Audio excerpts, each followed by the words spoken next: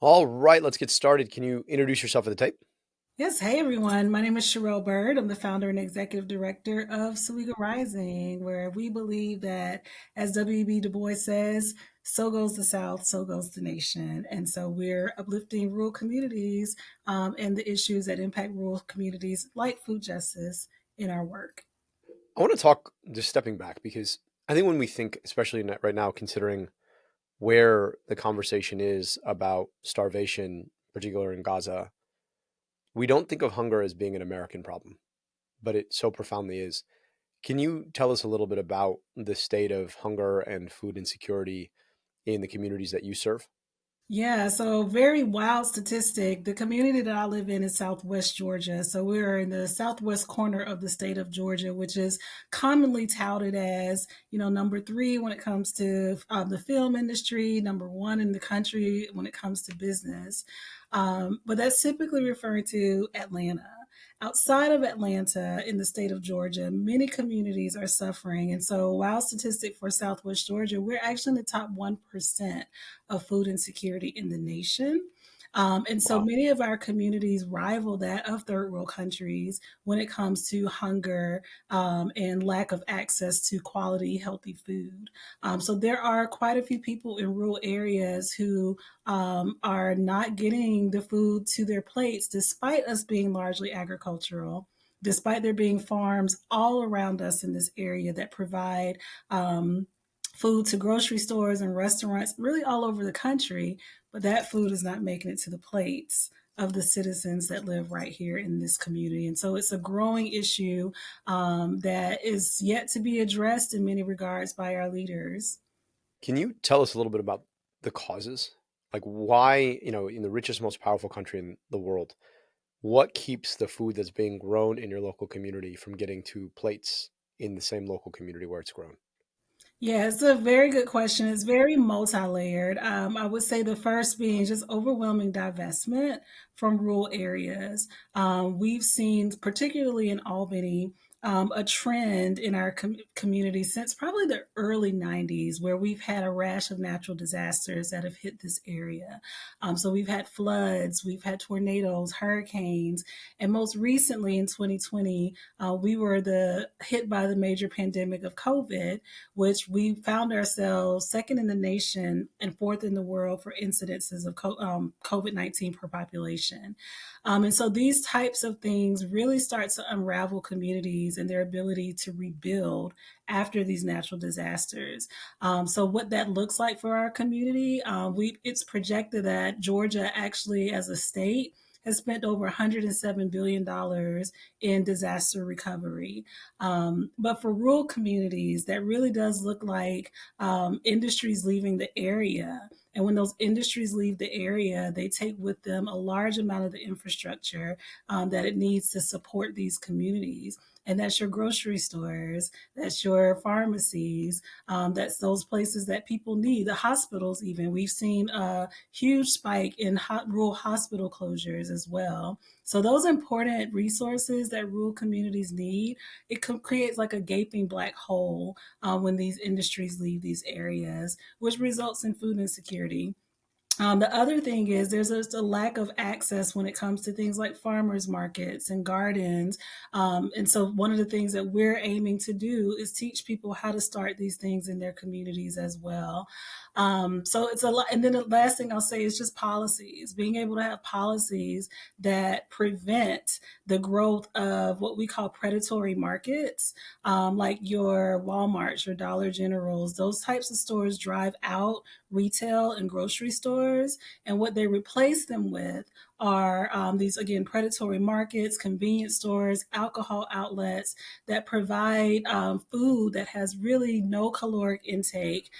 They don't have any nutritional value, and they really do drain the communities when it comes to food access. And so we need better policies in America that govern the overpopulation of those types of predatory markets, particularly in rural areas. Yeah, I really appreciate you sharing this because, when I was in the city of Detroit leading there, one of the challenges was that you ended up having just a complete glut of the traditional kind of food market, whether that's a grocery store or a fresh food market, and you end up having most people buying food at a liquor store or a party store or a convenience store. And so what that means is that that food tends to be very rich in the kinds of macronutrients that are going to grow a belly. A lot of it's golden brown, right? It's some sort of fried food, or it's boxed, highly processed, ultra processed foods. But it's not the food that's rich in the micronutrients that grow a brain, particularly a developing brain. And so you don't have fresh fruits and vegetables that are affordable. Sometimes I might have apples, oranges, and bananas, but that's it, right? And the distance that people have to travel to actually get to fresh fruits and vegetables is so large in the setting of very few transportation options that really the convenience store and the liquor store is really the only quote unquote convenient spot, because Right. we've programmed inconvenience into the life of a lot of these folks, right, by virtue of not investing in access there. And so what happens is, right, the picture of food insecurity is not what you might see from a starving child in a place like Gaza or South Sudan. The picture tends to be, of massive caloric overabundance, but that's still micronutrient deficient, and it reflects a certain inaccess to consistent food. That's the interesting thing about food insecurity, right? Food insecurity is both associated with starvation, but it's also associated with obesity. And that's the thing people don't realize, is that like in the micro scale, if you don't know where your next meal is coming from, the incentive you have with the meal in front of you is to eat the whole thing because you don't know where your next calories are coming from. And so Absolutely. if you're consistently getting micronutrient poor but macronutrient dense foods, right, then that's going to shape your life in a particular way. Neither of these things is healthy, and both of them the function of inaccess to the right kinds of foods. Can you tell us a little bit about the kind of work that you do at SOWEGA Rising to be able to take on food insecurity in your local community? Yeah, and I want to draw a correlation to what you just mentioned as well with that story. And so we were founded in 2019, and it was really the divine timing that we were founded when we did, because little did we know that in 2020 we would be facing a huge presidential election, the decennial census, major social unrest in the country, like around George Floyd and other uprisings of police brutality, and a pandemic. And so when we heard about the pandemic, we knew just how devastating that would be for a community like ours. We just didn't know the magnitude. And so when we heard of the first case reaching Georgia, we quickly started mobilizing our organization. We were very new at the time. We didn't have a lot of funding, but we knew because of what you said, the proliferation of the convenience stores and how that correlates to obesity, but also how that correlates to the very high comorbidities that we have in our community, which we know COVID-19 preys upon those comorbidities. And so here in Albany, Georgia, we have some of the highest rates of cancers, diabetes, heart and lung diseases, sickle cell diseases. That rival Atlanta. And we're not in any way the size of Atlanta, but our statistics rival Atlanta, where we're second in the state with many of these health issues. And so when COVID hit, it exploded because of that reason. And so to draw that correlation to your point, while we don't see the same types of wartime impact, right, of hunger as we're seeing in Gaza and the Sudan. And thank you for uplifting the Sudan and the Congo, right? We're seeing these things happen across the world because of wartime, but we're also seeing somewhat violence against our local communities as well when it comes to food access. These things don't happen in a vacuum. These are not organic issues. These are issues that are created by leadership. And so that's why our organization was started, because we are an advocacy organization, and our job is to go to those leaders and to tell them what their decisions are doing to the communities that they serve. We've literally seen our leaders in this community not only approve even more licensing for predatory markets only in the Black communities, but they've also now started merging alcohol outlets where they're allowing these predatory markets to actually start selling alcohol in these communities as well, which is a double whammy, right? So we talk about alcohol density and the impact that has on Black communities. All of this is, it plays a key factor in things like obesity, health, crime, right? It's all connected. And so those are the types of things we go to leaders and we talk to them about how they're contributing to these issues with their decisions that they're making at the local level, so that we can get policies and we can get change. We're not always successful, but we do a great job at mobilizing the community, educating them on the impact of these things, and then creating our own initiatives and interventions that we can try to implement ourselves to try our best to try to curb the problem.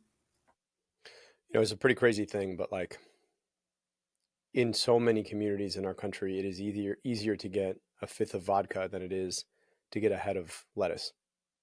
This is very true. And that's a pretty insane thing.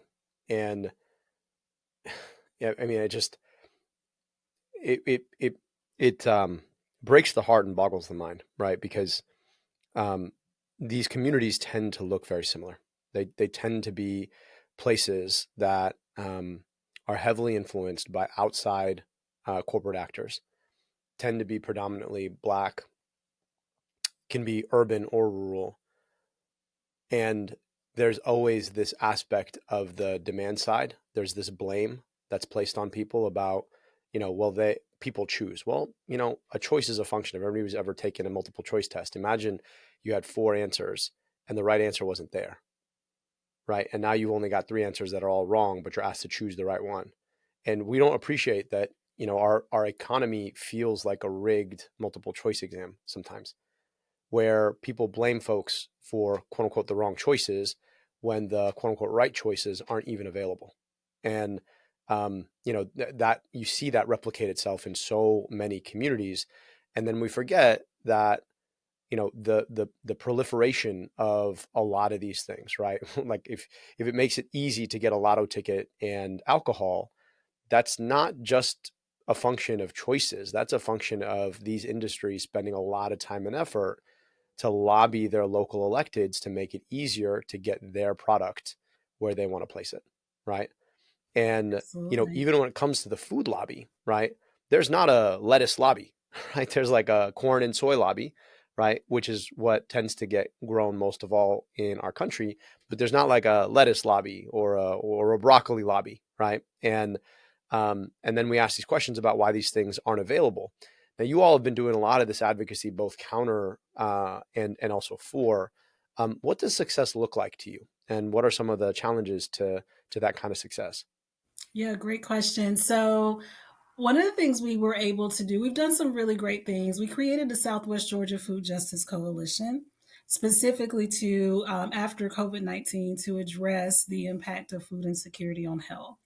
And so that coalition was comprised of a lot of grassroots organizations, but also churches, our local public health department, um, our local universities, Albany State University, Georgia Tech, UGA, all of these big actors that came together at just the perfect time to allow us to do interventions, but those interventions were research based.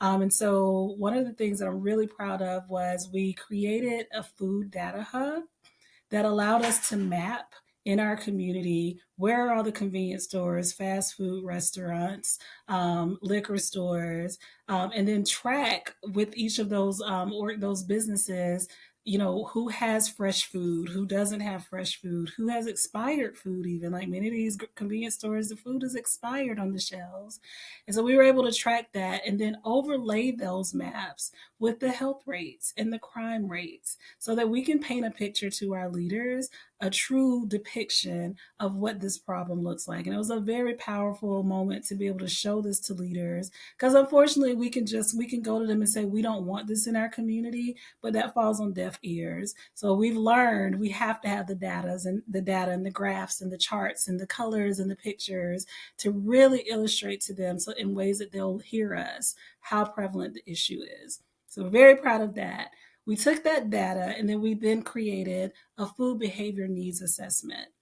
And we used that survey to sample about 200 people in our community to learn what their food behaviors are and what it would look like if they had access to healthy fruits and vegetables, and what are the barriers that keep them from accessing these things. And so we learned very clearly that people want and would eat the healthy produce and the healthy fruits and vegetables and the lettuces and the broccolis if it were in their community. And many of the barriers that they experienced was not having transportation. We live in rural areas, so we don't have mass public transit. So people were traveling on a bus anywhere upwards of an hour and 30 minutes to 2 hours one way just to get to the nearest grocery store by bus. That's a lot for a person that's low income with no transportation, or elderly person even, to have to carry groceries on a bus and then have a 2 hour there and 2 hour back trip. So that was a barrier.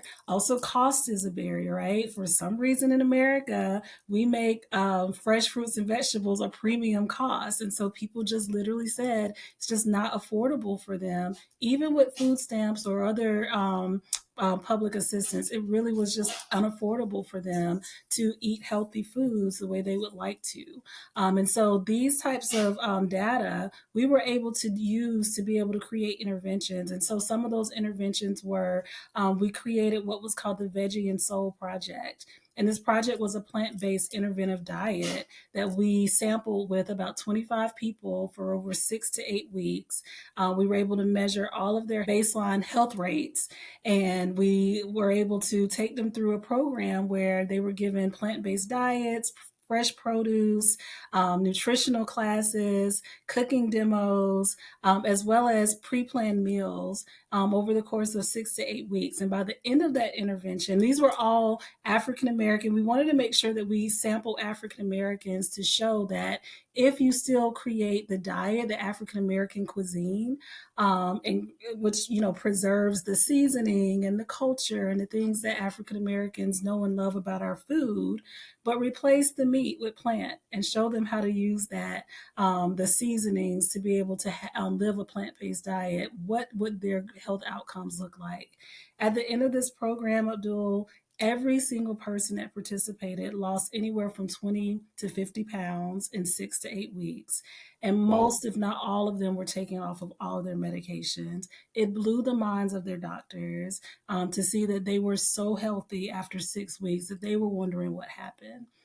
So we were really, really proud of that, to be able to demonstrate that a plant-based diet, if you preserve the African American culture and food, that it will actually help turn around health rates and the obesity and the comorbidities that we're seeing that are prevalent in our community. And then from there, we've done so many other things. Like we've launched, one of our partners launched a mobile grocery store that goes directly into low income areas. We've launched several farmers markets that we were able to take into areas. We've launched health fairs, all sorts of interventions that specifically go into the highest food insecure areas, so that we can continue to do our part in the interim to bring fresh fruits and access and vegetables and access to those very high food insecure areas.